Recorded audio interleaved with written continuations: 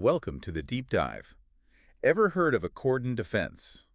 Maybe marked this section of Clausewitz, because sometimes, It does feel the like best defense alive. right. I use a good offense. Exactly. So Uh-huh. we're buckle up, because today Yeah. we are going deep on chapter 22 from book 6, All right. where Clausewitz throws us a curveball on defense. All right. So He sure does. let's do it. This isn't your typical build a wall and hunker down kind of defense. Right.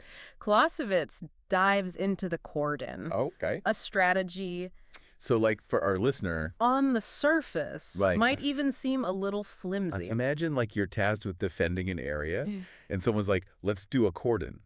Okay. We're talking a line of connected posts, Yeah. almost like a Almost like a protective ring. ring around the whole area. Around a whole area, yeah.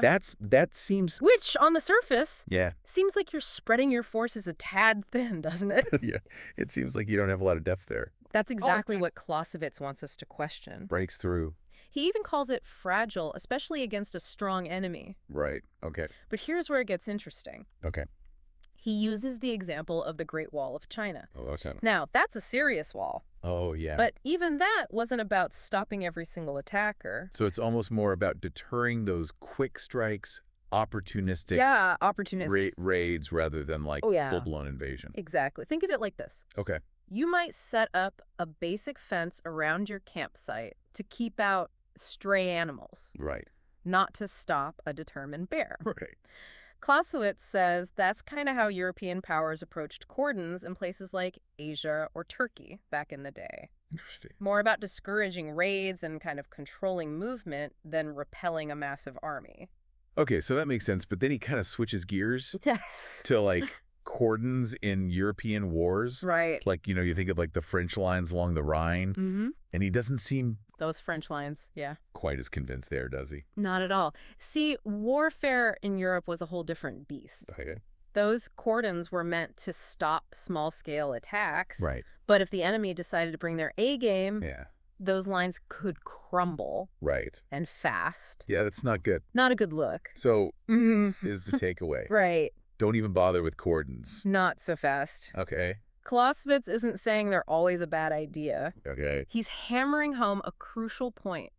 Context is everything. Right. He even uses the word absurd to describe stretching your main army into a cordon if it doesn't fit the situation. Wow. Absurd. Strong word. Yeah. He doesn't mince words. He does not mince words. So he's not anti-cordon. He's Right. he's anti-stupid cordon, It's about picking the right tool for the job. which I can get behind, yeah. Right. Like Clausewitz uses this example Okay. of Prince Henry's campaigns in the 7 Years' War. Okay. Now, he used these chains of outposts that some might call cordons. Right. And he was incredibly successful. So they can work. They absolutely can. Okay, tell me more about that. Clausewitz argues that Prince Henry's success wasn't just luck or chance or anything like that. Right. He knew his enemy. Yeah. He knew the terrain like the back of his hand. Okay. And crucially, he wasn't facing Let's a say massive, ready-to-pounce enemy force. Right. It was the right tool for that specific job. Right. Very specific circumstance. Yes, very, very specific. Okay, so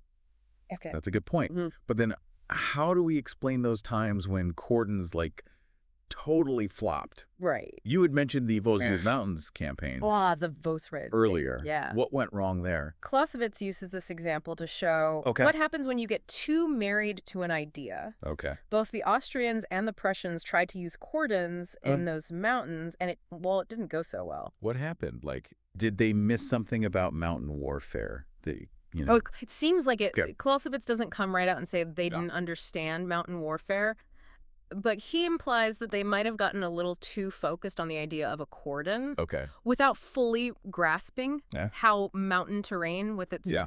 limited movement options and natural choke points could change the game entirely. Yeah, it's like trying to use a screwdriver Yeah, when what you really need is a hammer. exactly. You can try, Right. but you're probably not going to get the result that you want. And that brings us to, I think, Okay. one of Clausewitz's most important lessons. Okay. Not just about cordons, Okay. but about military strategy in general. Yeah. Don't get married to a tactic. Okay. He's pushing us towards adaptability, towards constantly asking, Right. what's the context? What are my objectives? And what tools will help me achieve them? So how does this 19th century Prussian dudes Right. thinking on cordons apply to like modern warfare.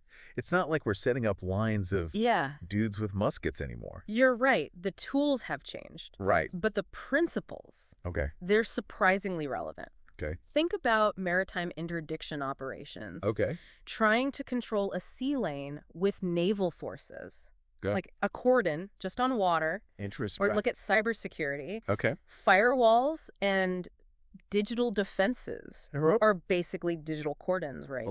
yeah. I never thought about it like that. Yeah. So you're saying that even in our like Yeah. super high-tech world, Mm-hmm. these fundamental principles Mm-hmm. of defense, of choosing the right tool for the job based on context, Yes, still apply. absolutely. Wow. And Clausewitz helps us to understand why he's Uh, urging us to think beyond the specific tactic Right. and focus on the underlying principles. Right. So for our listener out there Yeah. who, Mm-hmm. might be facing these like Great. complex decisions in like a modern military context, Right. what's the biggest takeaway Yeah. from Clausewitz's, deep dive on the cordon? It's simple. Don't get stuck in rigid thinking. Okay. The world of warfare is fluid. Oh. It's dynamic. Always be asking yourself, what's the context? Yeah. What are my objectives? And am I using the right tool for this particular job? Or am I just trying to fit a square peg in a round hole? Right. Great. You know? Yeah. It's like he's saying, don't just read my book, understand it. Yes. And then, And then apply it. Right. apply it to the real world. Yeah, and that's what makes Clausewitz so relevant even today. Wow. He's not giving us a playbook. He's Yeah. giving us a framework for thinking about strategy, Okay. about constantly adapting Oh, to the ever-changing landscape of warfare. So for our listener, as they continue to grapple with, Right. those real world challenges, Yeah. maybe even as they're reading these very words Yeah.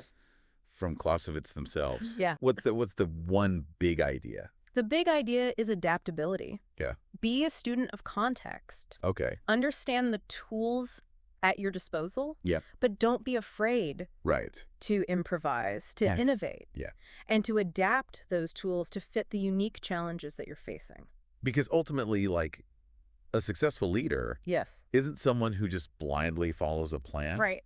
It's someone who can think critically, adapt, and make Yeah. the tough call Well said.